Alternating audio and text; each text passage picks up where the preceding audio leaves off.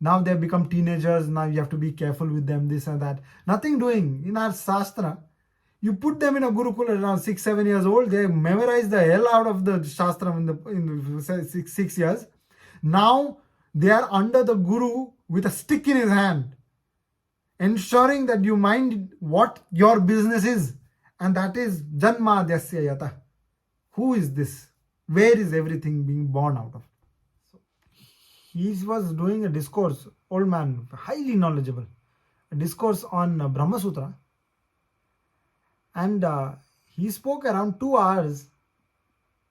He started with Atha Athato Brahma Jigyasa, and he spoke for almost 2 hours on not Athato Brahma Jigyasa, not Ataha, not Atha. He only spoke 2 hours on A. So we are not independent, we are dependent, and we should essentially be dependent on him, because we are all dependent.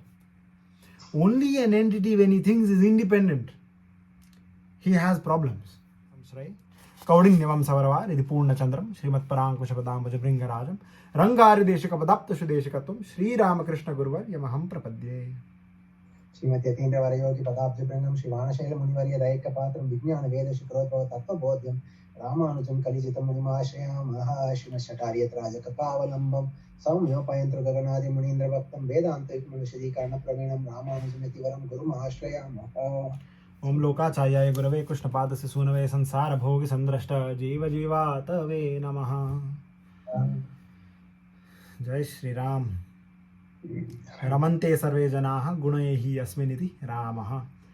We are talking about the gunas of Bhagavan, and the guna of Bhagavan Sri Ram and the name Rama holds within it the gunas of all gunas, in my opinion.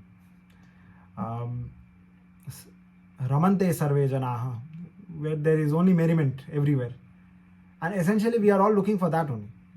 We want to be in a state of, if you may call it bliss, you may call it a state of all knowledge, you may call it whatever you want, but it is a state of freedom. What does freedom refer to here? For instance, are we independent or dependent entities? Is any entity independent? Let's take the Bhagavan. We won't take him out of the picture for this set of this reference, this system of understanding. Let's see. Let's not use Bhagavan as a reference point. As individual human beings, let's assume that only Jivatmas are existing. Paramatma does not exist in this frame of reference. I know it's difficult to expect that, but let's assume. If we were to take this assumption, my question is, who is independent and who is dependent, and why so? It's not a rhetorical question. You can shoot. Oh, okay. Ask me a question. I thought you were going to go and work through that, right? A dependent person is one who is, okay, let's put an independent person. An independent person is one who has everything that he needs, everything gets done for him. He has to ask nobody for anything, and everybody does everything for him. That is dependent. That is independent, right? Okay. Everybody comes and does things for him on their own. He's not dependent on anybody. Oh, well, no, actually, then he becomes dependent too.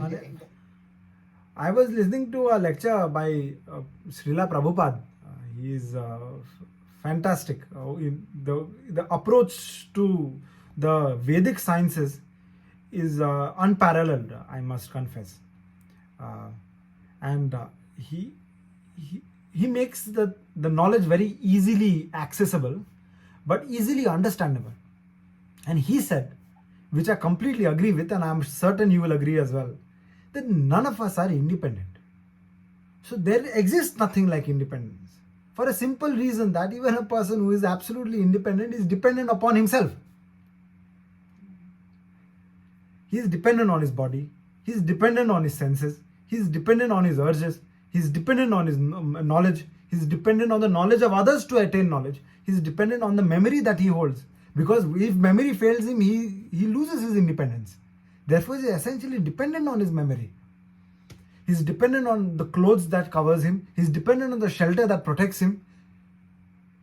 Essentially, an independent person is highly dependent on himself or herself. Therefore, there exists no entity in our perceivable surrounding, the vicinity, where we can say an entity is independent. We are all dependent. Now, let's assume a hierarchy of dependence. Some are more dependent on others. How? If you are dependent on more entities than necessary, otherwise you are dependent. That's it. If you are dependent on the least number of entities required for your survival, you may be termed independent, yet you are still dependent. However, since we are all dependent, and dependence our existence is an outcome of dependence, and our existence is important in terms of this body, because only in this human form is it most likely, if at all, for you to attain Param Brahman, Bhagavan. Our existence becomes a necessity, whether you call it an outcome of cellular intelligence, or a genetic intelligence which requires progeny and propagation and so on, and the urge for protection, the self-protection, and so on and so forth. Essentially, we need to survive. So Prabhupada ji says, if we are all dependent anyway, be dependent on Krishna. So we are not independent, we are dependent, and we should essentially be dependent on him, because we are all dependent. Only an entity, when he thinks is independent, he has problems. Because actually everybody has problems, but they find solutions. The person who is dependent on himself is dependent on his own solutions. Now every entity that is in this Srishti is limited. Therefore the solutions are also limited.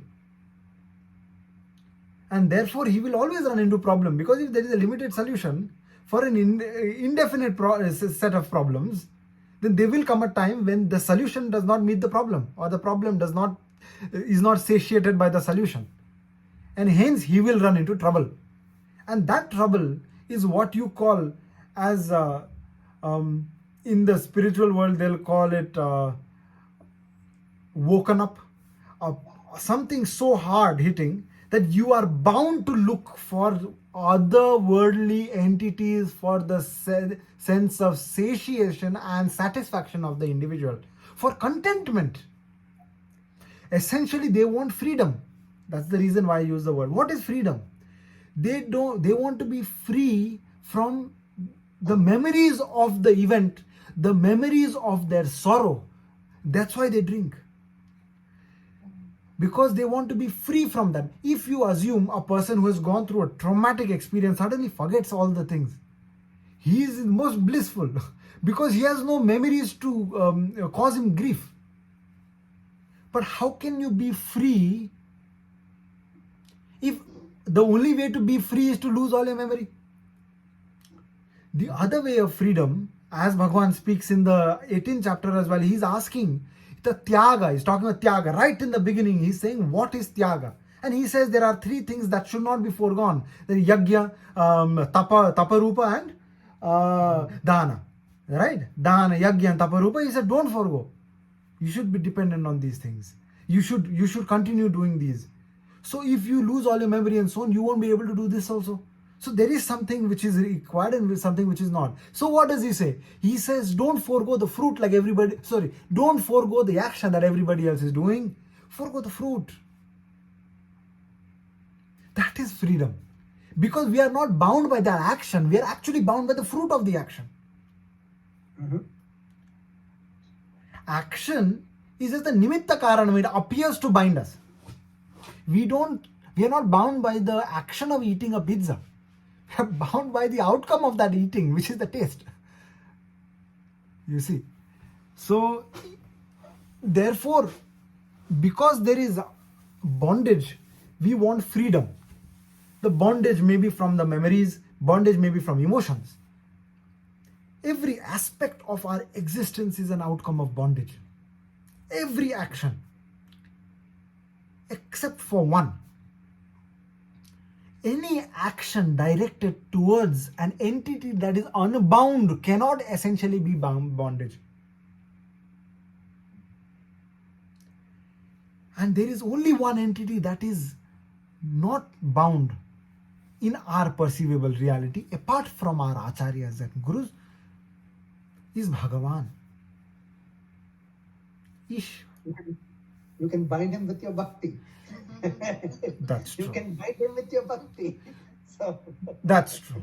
So an unbound entity who can only be bound by you and your bhakti. I just want, I mean, since you're recording it, right, I'm just making sure that it is out there. Absolutely. Absolutely. So therefore Bhagavan, I know that becomes confusing. Now the person is saying, okay, he's not bound, but then again he's bound by bhakti. How is this possible? Yeah. Yes. Because what does Bhagavan say? It is a fourth chapter. Ye yatha mam prapadyante tans tathaiva vajamyaham. I'm only concerned with the first sloka, first line. Ye yatha mam prapadyante tans tathaiva vajamyaham. Many ways of understanding this. The one simple way, and our acharya say extensively, is whatever you do to me, I will do to you. If you love me, I will love you. If you hate me, I don't know how that works, but Bhagavan is saying that even while hating, Bhagavan has to think about me. Yeah. So essentially, love and hate is just an outcome of the perception of the mind. What are you doing? Smaranam, asmarati. You are either remembering or you are not remembering. Actually, the person who hates probably remembers the Lord a lot more. And that's why you get a personal moksham from him himself. Absolutely. He comes all the way to grant you moksham in the most divisive way possible. Like Hiranyakashipu, he had Bhagavan come personally in, he dressed up completely and came. And in the most unique way, he attained Bhagavan. I'm not saying that we should be bad, but what I'm trying to say is, like, if you're that bad, you are thinking of him continuously in the bad sense, but you're still thinking of him. That's the point. If you understand, Narada does exactly that. Narad Muni, he's the greatest devotee of Bhagavan. He comes to all the Bhaktajan every time and he nudges them. If you are so bad, like this pus boil, this abscess you get on your arms. When I was because I'm from the mountains, very cold. When I go back to the Deccan area, my school, wherever I'm from, very dry place, lot of sand. It's in a valley, so there's not a lot of wind, so infection will flourish, and it's too hot for me. So every time I come back from home, I come from a cold place, and suddenly I'm in this oven. And even if there is some insect will bite me, that will become a pus boil. Now, if the pus boil is small, you do something, you take antibiotics and so on, it will go. But if the pus boil is this big, nobody is going to give you antibiotics, because now the pus boil will dry, but the pus will remain inside, will cause more problems. So when the pus boil is too big for you to take antibiotics and suppress it, you increase the bacteria. So what my father would tell me is remove some bacteria from the teeth, that white thing will come, and just put it at the tip. Now it will become even more, it will come and everything will ooze out. And then it will get better. So Naradji does exactly that. If the papam has become so much, he'll nudge you to do more papam. Bhagavan is coming, you just increase the papam. Every now and then he'll tell. Absolutely. In this world, sometimes, people you recognize will help. And sometimes people you don't recognize also help. Both I've experienced. But there are certain times when whether you recognize someone, don't recognize someone, nobody's there to help. You're in a fix. That time Bhagavan himself becomes the helper and starts helping. This is his Asharanya guna. Asharanya Ananya Sharanastat Sharanamaham Prapaddi. Slowly we are going and moving towards some Tarka Vedanta, some Vedanta Tarka. But there are certain gunas that we need to understand before we leave the gunas behind. And I thought I'll just go through them a little bit and then we will get into some tarkam. I don't think it is very difficult, the tarka. But let's see what you think and what you think. It's a simple set of things. There are great people in this world and they go out of the way to help others, I told you. Only Bhagavan has the ability to do things where others can't do. like bringing people back from the dead. Like the dead, he'll bring them back from, Sandipani Muni's dead son also, he brought him back from the Mrityu Loka. This guna of him being able to do these things for others, Satya Kama Guna. Satya Kama, Satya Sankalpa, Sakaletara, Vilakshana, Arthikalpaka, Kakutstha, Sriman Narayana, Satya Kama comes from there. He made an entire loka called Dhruva Loka for the son of Uttanapada. That is a Satya Sankalpa Guna. Whatever he wants is Sankalpam he will do. So you look at the concept of understanding of the existence of nature of reality. So if the nature of reality is, it is forever expanding, right? Yato vacho nivartante aprapya manasasa. Bhagavan is only expanding. If you look at, it falls. It falls. It's the phone cover. There's no phone. It falls. When it is falling, when it is on the table or on my lap, there is, at that point, just before it hits, the kinetic energy is at maximum, potential energy is 0. Right. Lift it up here, gains potential energy, kinetic energy is 0. When I leave, kinetic energy increases, potential energy decreases as it comes down, and the point just before it contact, potential energy is 0, kinetic energy is maximum, whatever it may be. So the law of conservation of energy says that energy is neither lost nor gained, because it just is converted from one form to another. But energy, even if it is converted from one form to another, action is being performed. So there is latent energy which is still lost. Correct. So in any given action, the totality of the energy will always be lost. Correct. So if Srishti Sthiti Pralaya is happening, energy is consistently being lost. Correct. So there can only be finite number of Srishti, because energy... No, wait, in this frame of reference. Okay. Yeah. You follow the logic only. Right. Go ahead. Because... I'm getting into this argumentative mode today. That's okay. No, it's good. You need to have this. The Tarka Shastra is basically this. So, because there is... We started with the axiom, the premise that there is finite existence. That's what we see. There is a big bang, and from there this existence has started. So let's assume from there. So when Srishti Sthiti Pralaya is happening, energy is being lost. If energy is being lost, let's say 1 billion, trillion, gazillion years from today, there will come a time when the energy becomes near 0 or 0, is the premise. Yes or no? Just based on that. Yeah. But why are we saying it is not? If this was a net zero game, action cannot be performed. In net zero, action cannot be performed because an action is an outcome of energy. And after the performance of energy, that energy is dissipated already.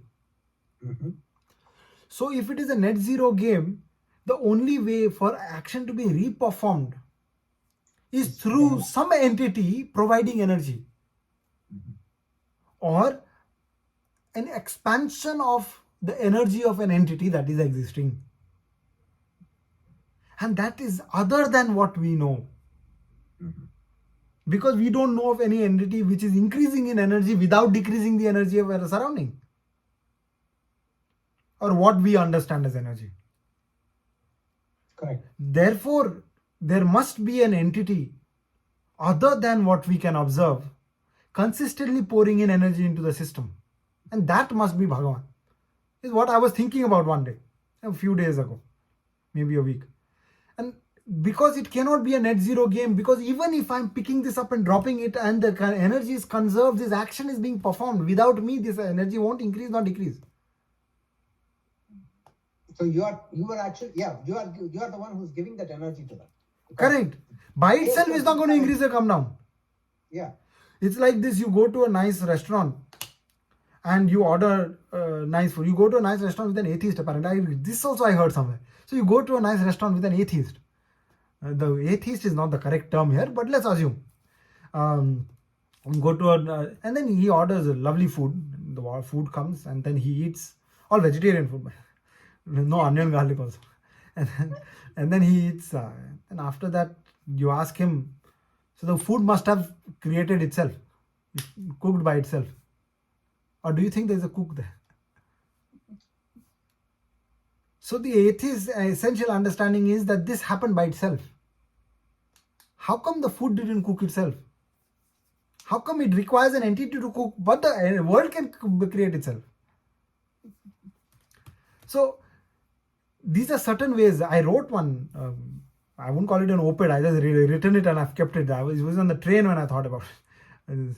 So that's why I just put it down. Maybe I'll send it to you once I edit it or something. It's a short read. Let me know what you think anyway. I'll send it. Yeah. But anyway, that was a sidetrack. Just wanted to, there are multiple explanations to realize the state and existence of this entity called Bhagavan. And it is not something ambiguous. It is not something we are sitting and just imagining. Yes, it is also that, but it is not just something that we are sitting and imagining. Okay. And if we are challenged at any given point in time, not just you and I, but anybody in this fraternity of Sanatana. And essentially within the fraternity of Sanatana comes Vasudhaiva Kutumbakam. Therefore, the entire existence is the fraternity. Some people realize it, some people don't. That's the only difference. And so one should be equipped with certain simple arguments to, if not defeat somebody else, but to just invoke a sense of humility and some level of thought processes. That somebody shouldn't just say that you are Satan worshippers or something. I don't know. It's something to think about. Yeah. That's the only thing. Anyway, now that we come back to the track and the side has been left, we devotees, we always using things in our lives that belong to us. We say my stuff, even though we may be saying that Bhagavan. And then what are we told? Aste, what is that? Don't steal somebody else's. Acharya say that even if you are in somebody else's field, don't pluck a leaf. That is also theft. So we are always saying something is mine, something is others. Even if you don't use anybody's, there is still that notion that it is somebody else's, I will not touch it. At least in the Bhautik. Bhagavan, on the other hand, gives everything to his devotees for the sake of them only. Everything. Not even realizing that I've given it and he'll be thankful for it. That is his Audarya Guna. Udarta. Whoever surrenders onto Bhagavan, he will help. And everybody who is in need and feels that they need his help, he will help. This is his Krititva Guna. Bhagavan never thinks about all the good that he's doing to others. He's helping this person. He never thinks. But even a little bit good thing you do for you, a little laddu, you eat the laddu, and by mistake you wipe the oil or the ghee that is left in front of him. He'll only think that she's given me one drop of oil or ghee. He'll only think about that and he'll never forget it. He'll think of it like, oh, this my favorite devotee has given me a drop of oil after eating the laddu. He'll forget the laddu and he'll only think about the oil. This is his Kritagnyata Guna. हमें कृतज्ञ होना चाहिए, कृतज्ञ नहीं होना चाहिए. कृतज्ञ मतलब कोई भी कुछ अच्छा करे, बहुत छोटी सी बात, उसको भी इतना बड़ा समझ के कृतकृत्य होना. कृतज्ञता है इतना करे आपके लिए, फिर भी इसने ये नहीं किया वो नहीं किया करके हमेशा हम उस रूप में देखते हैं, है ना. वो कृतज्ञता है. वो कृतज्ञ हमें नहीं होना चाहिए, हमें कृतज्ञ होना चाहिए. ये भगवान का कृतज्ञ गुण है.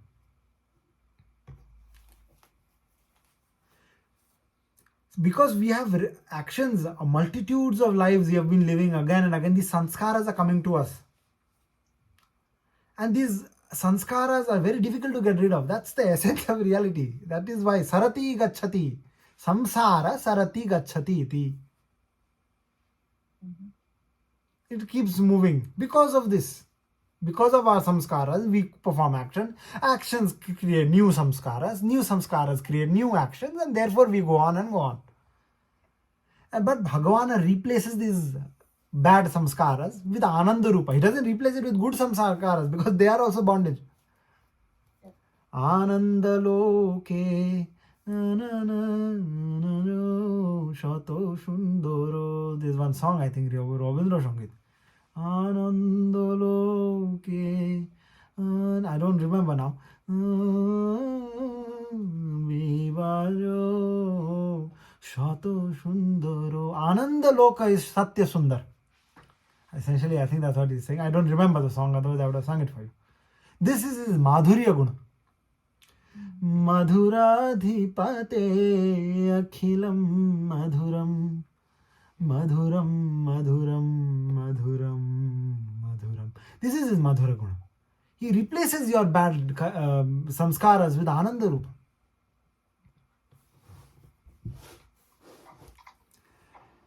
People avoid faults of their loved ones. No, the wife will forgive their son, their husband. Sometimes the parents will always forgive their children. Instantaneously, they'll forgive. Bhagavan, knowing all our papan, pretends not to know any of the papan. He'll pretend not to know. He won't pay much heed to it. That is his Chaturya Guna.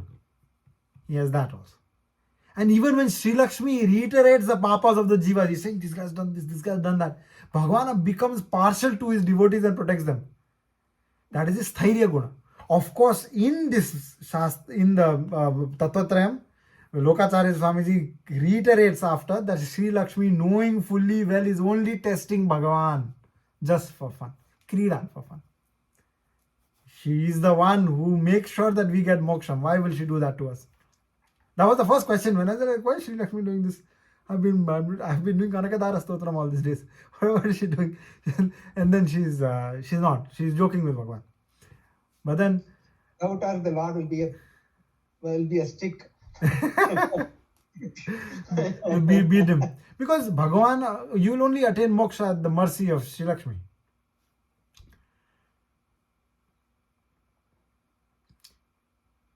And therefore, Bhagavan remains inaccessible through the manasa, vachasa and karma of his devotees.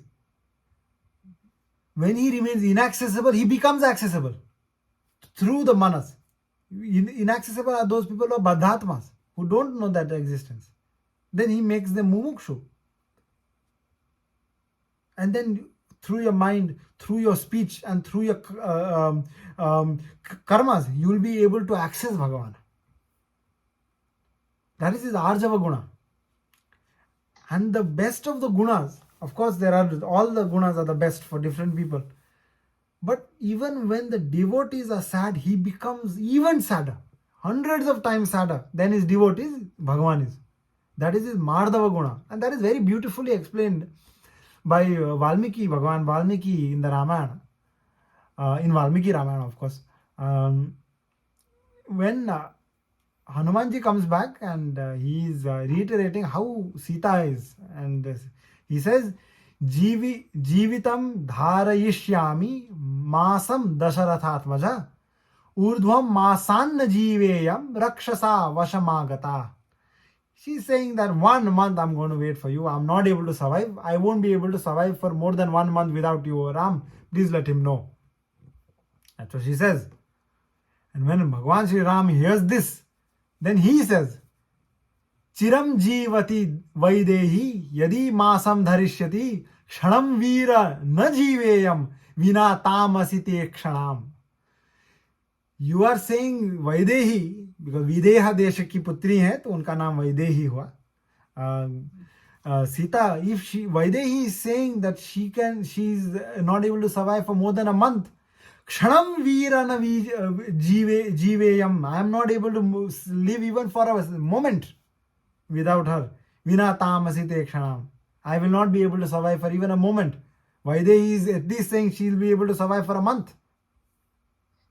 Hearing this, I won't be. So that is the different gunas, Mardava guna, different gunas which are explaining this entity that is Bhagavan. He is forever knowing, forever independent, changes based on likes and the dislikes of his devotees, and becomes exactly what the devotee wants. You want him fat and blubbery, you will get fat and blubbery. You want him thin and Hanumanji like, you will get muscular fellow. Whatever you want, that is he will get through him only. That is his Saushilya guna. And then he becomes subservient to his devotees, like the Bhagavan Krishna was treated by Yashoda Mata, subservient to the devotee. That is his Saulabhya guna. Then you have the newborn calf, unconditionally loved by the mother. Even when the other, the grass feeder will come, when the fodder comes, that time also he'll take care of the calf only. If you notice, if you are a cow herd, you'll notice that the cow is waiting to be fed. At least the ones which are tied generally. So when the food is coming, when somebody is coming, he knows, the cow will know, she knows that the food is come, grass has come, fodder has come to be. Or in Nepal, in Sikkim and all, we give something called khole. Khole is a mixture of grass and all. We cook it and give it to the cows. In our place, cows eat cooked food.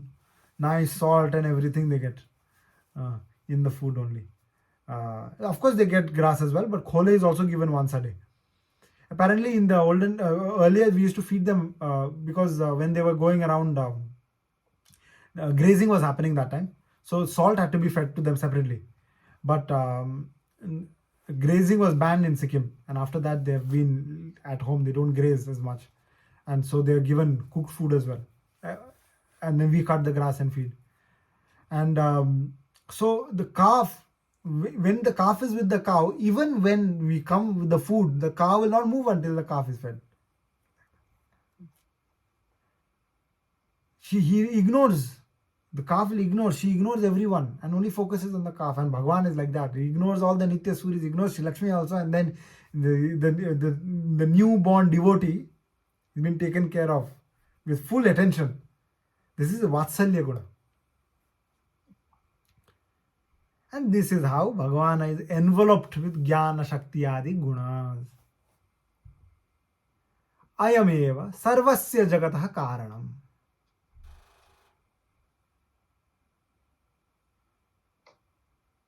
And therefore, this entity who is enveloped with all these Jnana Shakti Adi Gunas is the Karana for the entire Jagat. Ayam eva sarvasya jagatah karanam. Yahi Ishwar संपूर्ण जगत का कारण है. He is the primordial cause of all that exists.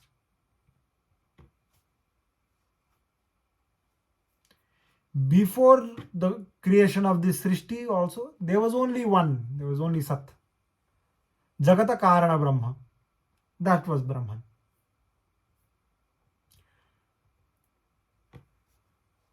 That is Bhagavan.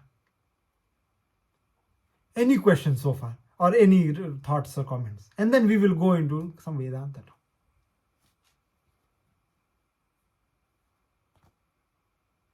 I'm good. Yeah, I'm good too.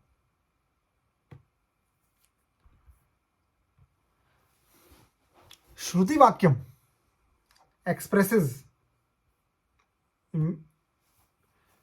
that the Bhagavan is the cause of all. Sadeva Saumyeda Magra Asit. Brahmava Idamagra Asit.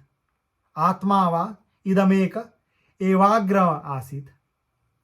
Eko Havai Narayana Asit. There is only one, that is Narayana. Bhagavan is the cause of this Jagata. Ved Vyas Bhagavan uses Athato Brahma Jigyasa. So you Brahma Sutra, the first sutra is Ata Ataha Brahma Jigyasa. People, I was listening to an Advaiti Acharya in a Nepali discourse a while back. My father asked me to listen to that. So he was doing a discourse, old man, highly knowledgeable. discourse on Brahma Sutra, and he spoke around 2 hours. He started with Atha Brahma Jigyasa, and he spoke for almost 2 hours on not Athato Brahma Jigyasa, not not Atha. He only spoke 2 hours on A. So, the depth of knowledge that is there in our Shastra, it is unparalleled. There is no comparison. And we should not be proud of this. We should be humbled, because pride gives rise to ego. Humility crushes that ego and gives life to Sattva Guna. And only with Sattva Guna can you attain knowledge. So Athato Brahma Jigyasa is referring to Jigyasya Brahma. And in the very next sutra, he says Janma Adyasya Yataha. That is the second sutra, Brahma Sutra. Janmadhyasya. That's where the shloka also comes. Janmadhyasya yata aditartha charthe savigya swarat tene brahma hridaya adikave muhyanti yat surya. That's where it comes from. That Janmadhyasya has been used from there also. Our acharyas, when you listen to Bhagavatam also, I'm sure you would have heard multiple times that this is basically referring to the Brahma Sutra. Of course, Brahma Sutra is studied after you study the Veda. Unfortunately, nowadays people skip the Vedam and then start the Brahma Sutra because they're now studying Upanishad and so on. But Bhagavan, our acharyas, even Vedvyasa Bhagavan, what he was trying to say, Ataha, after you study the Vedam, your Vedam you have studied, now you have memorized everything. Now you basically have the primordial knowledge within you. Now, अब ब्रह्म क्या है? अब तक हम ब्रह्म की बात कंठस्थ कर रहे थे. I was only memorizing everything about Brahman. But what is this Brahman? When you are around 12, 13 years old, then you start studying Brahma Sutra. Because now Brahma Jigyasa ki utpatti hoti hai na, because you have the faculty of reason. That's when the teenagers, before I had to listen to parents, but now I ask why? Why should I listen? That questioning faculty of why in teenagers, we as modern people are saying that, now they have become teenagers, now you have to be careful with them, this and that. Nothing doing. In our Shastra, you put them in a Gurukula around 6-7 years old, they memorize the hell out of the Shastra in the 6 years. Now they are under the Guru with a stick in his hand, ensuring that you mind what your business is. And that is Janma Adyasya Yata. Who is this? Where is everything being born out of? So when he says Janma Adyasya Yata, Jagat Janma Dikaranatva Brahma. जगत के जन्म का कारण कौन है? यह ब्रह्म है. जन्माद्यस्य यत ब्रह्म. अथा तो ब्रह्म जिज्ञासा. जब ब्रह्म की जिज्ञासा हो ही गई है तो ब्रह्म कौन है ये जान ही लो. जन्माद्यस्य यतः, भगवान से ही जन्म होती है ये सृष्टि. From whom all entities living and non-living are born, they survive through and in the end merge with the understanding of this Brahman. Yato va imani bhutani jayante yena jatani jivanti. Where it is coming from, when it is sustaining, and when it is going to laya happens, it all happens within that Brahman. So, but now some people are under the impression that we are being born through subatomic and subatomic particles, essentially Paramanu and Anu. Here, the reference is to Paramanu, and understanding a Paramanu is not the direct translation of what today, in today's day and age, we call atom and subatomic particles. Yeah? Anu seems to have multiple sets of meanings within Samskrita Bhasha. And Anu, remember we talked about Balagra Satabhagasya Satadha Kalpitasya. Even that is referred to as Anu. But Anu is an entity which is indivisible. That is referred to as Anu, actually. So you keep breaking it down. We said it was atom because in that time the science was saying atom was the most undivisible. So then we said, oh, Anu must be atom. But then there were subatomic particles when the nuclear reaction happened. And then there is a division of atom. Now there are subatomic particles which cannot be divided. Then they said proton, neutron and electron. So therefore that must be Anu. And now we have Higgs bosons and so on. Now those are again some God particles. They said now they made something smaller than that also. Something very small they were able to recognize. We didn't go into what it is. We're just saying it is undivisible. And there is great depth in it in Samkhya Yoga. So they are saying that the subatomic particles are the cause of this universe. And let's take a few steps back to understand what they're trying to say. You have time now? You don't have hurry? Go ahead. So, प्रश्न उठता है कि क्या परमाणु is that undivisible particle which makes the four dhatus, right? Bhu, Dharti, apart from Akash, all the others, Jala, Vayu, Agni, made by Anu, परमाणु. क्या परमाणु जगत का आदि कारण है? आदि मतलब फर्स्ट. आद्य ब्रह्मणः, फर्स्ट ब्रह्मन भगवान. अद्य ब्रह्मणः, चतुर्मुखी ब्रह्मा. सो आदि एंड सो आदि कारण है. श्रुति के अनुसार नहीं. श्रुति में आर शास्त्र से no. Let's understand this a little further. Because बौद्ध धर्म, न्यायिक and वैशेषिक, पृथ्वी जल तेज वायु परमाणु ही उनका कारण है करके बोलते हैं. They say परमाणु is the cause and this is the cause of the universe is what they are saying. बौद्ध, न्यायिक and Vaisheshika.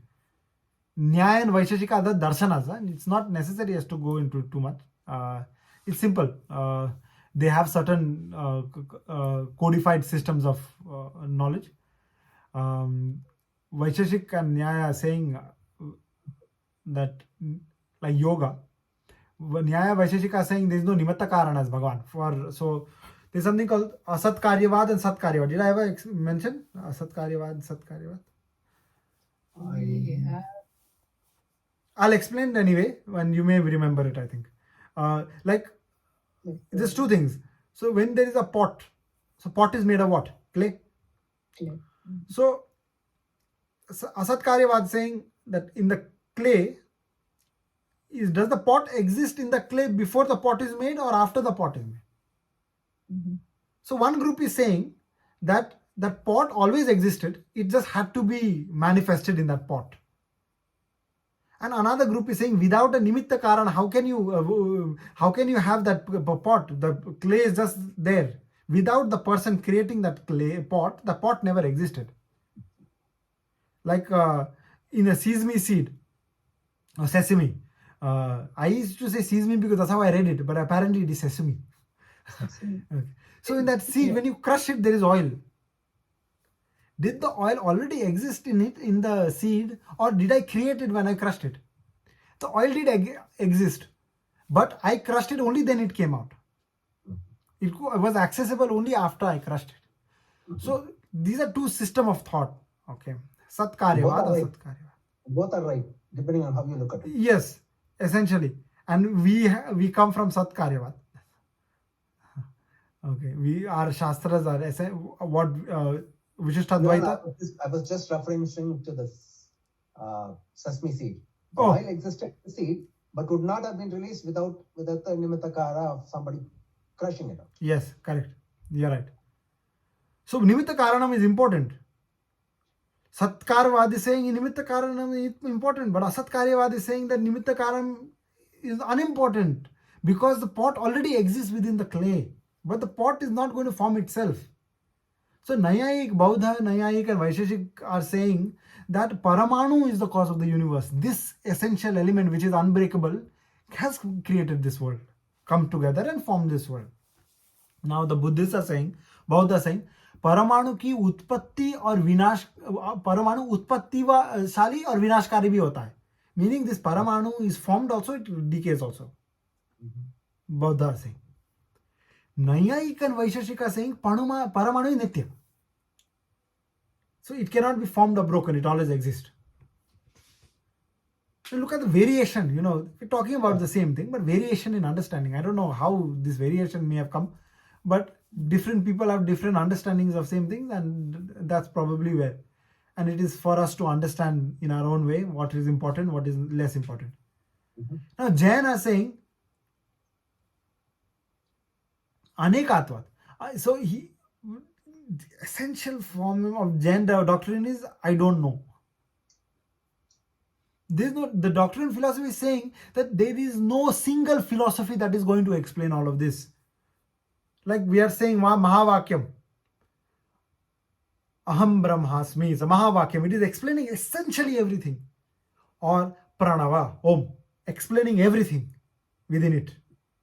Gayatri, explaining everything within it. We have those things. But Jain are saying there is no one philosophy that can explain everything. Therefore, Paramanu is uncertain. Whether it is destructible or undestructible is uncertain. Imagine that. So one person is saying it is completely destructible, the other person is saying it's completely indestructible. Now this fellow comes in the middle and he says whether it is destructible is uncertain. He is essentially a redundant entity. Because we were already in that position. Because knowing whether it is Nitya or Anitya is the reason why we are having the debate. Because even in the absence of his existence, we already know it is one of the two. Yeah. But anyway, so that was anyway, this is a mat. I'm just Yeah. अव्यवस्थित स्वभाव वाले होते हैं, उनकी एक व्यवस्था नहीं होती. नाउ बौद्ध और जैन कहते हैं कि केवल परमाणु जगत का कारण है और कोई नहीं. ओनली परमाणु इज द कारण ऑफ दिस जगत और the cause of this reality, nothing else. And नैयायिक एंड वैशेषिक are saying परमाणु उपादान कारण है, ईश्वर निमित्त कारण है. निमित्त कारण मतलब देखने वाले हैं, कुछ करते नहीं है, ऐसे बैठे हैं इस प्रकार. So what is true? So to establish a fact according to our shastras, what do we need? We need proof. What is the proof? Pramana. What kind of pramanas we have? Shabda pramana, pratyaksha and anumana. These are the three pramanas that we are, at least Sanatana Dharma, in our line, we have three main pramanas. Buddha have 5-6 kind of pramanas they have, but they are all essentially referring to one of these three. Except the Shabda. Because they consider Shabda only as Anitya, then that pramana also becomes Anitya.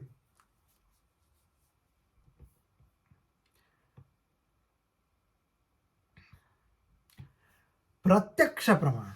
We cannot establish in Paramanu. Can we establish Pratyaksha pramana? Pratyaksha means directly experienced by the individual of his senses. Eyes, ears, nose, tongue, skin, and manas. The Pratyaksha pramana is not there because we cannot perceive an entity that small. It's too small to see or be perceived. So there is no Pratyaksha pramana for Paramanu. Then अनुमान. अनुमान किसको, कौन से अनुमान को प्रमाण माना जाता है? अनुमान means inference. A plus B is equal to C. Therefore A, and if C is not is a non-zero entity, either A or B can be zero, but both cannot be zero. That is anumana only, because of the fact that we know what C is. We don't know what A or B is, but we know what it is not. Reductio ad absurdum, there is one concept in it is because you make an argument in such a ridiculous way that it is essentially you are trying to disprove the contrary while proving. And so here Anumana is referring to anything that dosha se rahit, meaning if the Shastra Pramana is there for that Anumana, उसमें दोष नहीं है तो उसको स्वीकार किया जा सकता है अथवा स्वीकार नहीं किया जा सकता. To establish the existence of Paramanu, Anumana then becomes very limited. Because Shruti Vakya does not provide Pramana for this Anumana. Therefore, the entire premise becomes limited, and therefore due to the Badha dosha of Anumana, because there is limitation in his Anumana, Anumana cannot be considered a Pramana. And Shabda does not have Pramana of Paramanu becoming the Adi Karan. You see how the logic is framed. So when you say Shabda does not have it, is it because we don't have anything that talks about it, or is it when we say there is no Shabda Pramanam? Or No, Shabda Pramana is not their meaning. There is no Pramana in the Shabda which is saying Paramanu is the Adikaran. right, so there's no sloka also. That's what it means. Sadeva Somye Dagamagra Asid. Chandogya has this. It took me a long time to find this Shastra, Chandogya this sloka online, because it's all in English. I wanted it in Hindi. Ekameva Dvitiyam Tadaikshat Bahusyam Prajayeya. So what he's saying, he's talking, in the beginning there was only Sat. Mm-hmm. Only one without a second. About this subject, some say that in the beginning there was only Asat. This is what the mantra is saying, because it's an Upanishad, so this is a mantra only. This mantra, what is saying is, some people are saying in the beginning there is Asat. That means Abhava, a lack of existence, right? Remember Bhava, what is it? Pragabhava, Pradvamsabhava, Atyantabhava, Anyonabhava. Mm-hmm. If there is Abhava, meaning a lack of Bhava, lack of existence, if we accept that, then we'll have to accept that the formation of Sat from Asat.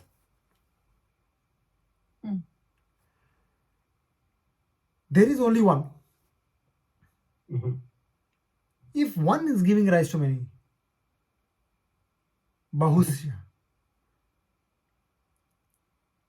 If one is giving rise to many, then one, if it is Anitya, if that is Asat, it does not exist.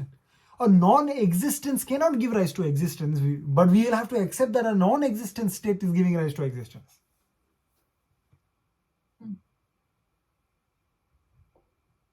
If I just put you in a room and ask you to make chapati, how will you make chapati?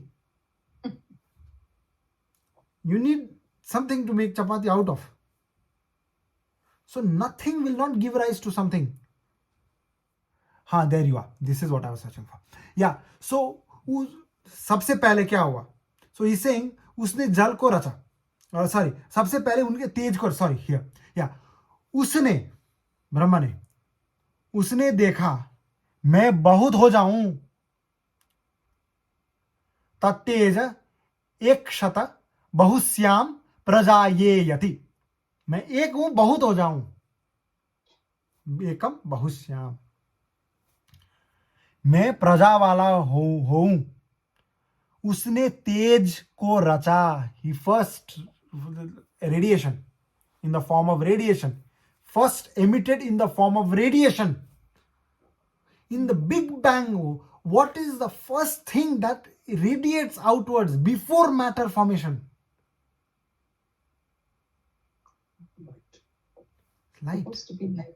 Yeah. It's radiation. It is electromagnetic radiation. That's the reason why we are able to recognize it still. This is a bang. Matter came much later, after 2 or 3 seconds after the bang. Many things that happened by then. So सबसे पहले उसने किसको रचा? तेज को रचा. उस तेज ने देखा मैं बहुत हो जाऊं. That Tej wanted to magnify, amplify, not magnify, amplify. He wanted to increase. एक हूं, बहुत हो जाऊं. तदपो असृजत अस्माद यत्र कच्च शोचति स्वेदते वा पुरुषस्तेजस एव तद द्यापो जायन्ते. मैं बहुत हो जाऊं, प्रजा वाला हूं. Let me have many offsprings. उसने जल को रचा. From the तेज जला was born. इसलिए जहां कहीं कोई पुरुष, therefore he's saying wherever somebody feels hot because of radiation, it's sweating. Now that is the explanation given here. Just direct. I'm sure there is a lot to it. और उसे पसीना आता है, तेज से ही जल की उत्पत्ति होती है, याद करो करके ही इज एक्सप्लेनिंग. जल से तेज की उत्पत्ति नहीं होती, तेज से जल की. Even the now hydro power project जल से तेज की उत्पत्ति हो रही है, बट दैट इज ऑल्सो तेज से ही जल की energy, because without the sun that hydro power cannot exist. Of course. उस And जल all ने source- देखा. All source from the earth is from the sun. Absolutely. All source of food and energy is Everything. Every Because single- without the sun, nothing will exist. The water cycle will not happen. No cycle will happen without sun. उस जल ने देखा, that जल sees, मैं बहुत हो जाऊं, मैं प्रजा वाला हूं, let me have lots of offspring. उसने अन्न पृथ्वी को रचा. The जल gave rise to Prithvi. Matter didn't solidify yet. Then matter within the fluid state started solidifying, because it was so hot you can't solidify that heat because of the radiation. But now it starts solidifying, gives rise to solid matter. पृथ्वी को रचा. इसलिए जहां कहीं बरसता है पानी, वहीं बहुत अन्न होता है. Remember that now. From water gives rise to Prithvi. So you don't forget. You give good examples, so you remember. So you see how through this anu, all these things have happened, but it is not through the anu, it is through the Brahma. He's saying, I am the cause and I create the teja. You see the difference. It is not an outcome of material creation, because anu, if it is undivided, it is still matter. The primordial cause of this creation is something other than matter, which give rise to matter. Because through that electromagnetic waves and radiation, through that heat came matter. So the primordial cause is not matter, therefore it cannot be anu. Hence all the Shruti is pointing towards Brahma as the cause of this existence. Now the followers of Kapil Muni, what are they? Oh, it's a long time. Oh, I think this is a good place to stop us. Yeah, that's the next one. We are at 83, correct? Any Alright. comments or questions or whatever? Yeah, go ahead. I mean, to understand creation, so like how you looked at the text, and then, I mean, understanding is one thing, but trying to explain and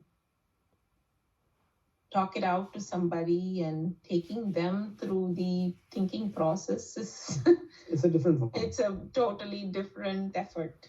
You see what I'm saying? I don't know how to explain or how to make people understand that they'll have to take time for contemplation. Or it doesn't even have to be like take time. It has to be a process in your head, right? It has to be something that they'll have to constantly think and process. Oh, I read that, but saulabhyam, easy, but what does that actually mean, and where are the examples that Lord has depicted that? And I think this requires repetition. If you are able Yeah. to, that's why we say mantras, we remember the meaning. But nowadays, I mean, not nowadays, for certain reasons, we don't remember the meanings, but we remember the mantra. Yeah. And then now there is another system where people are saying, don't care about the mantra, care about the meaning. Now, both of them are not good.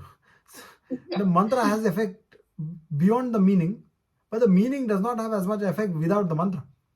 So both is very good. If you don't know both, remember the mantra, because the meaning you can infer multiple from the mantra later on.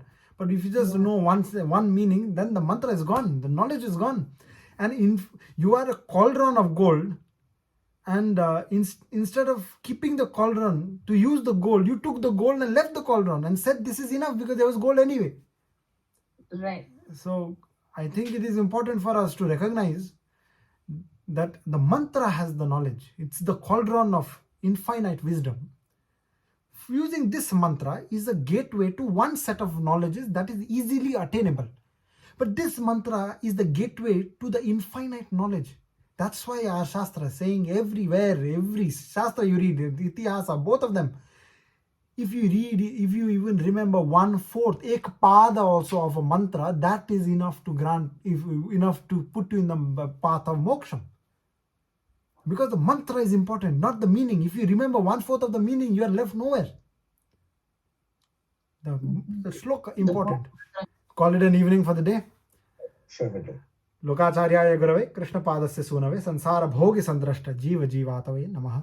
Narayan परावेदा देवा नारायण अंगजा नारायण परा लोका नारायण परामख नारायण परो योगो नारायण परंतप नारायण परं ज्ञानम नारायण परागति.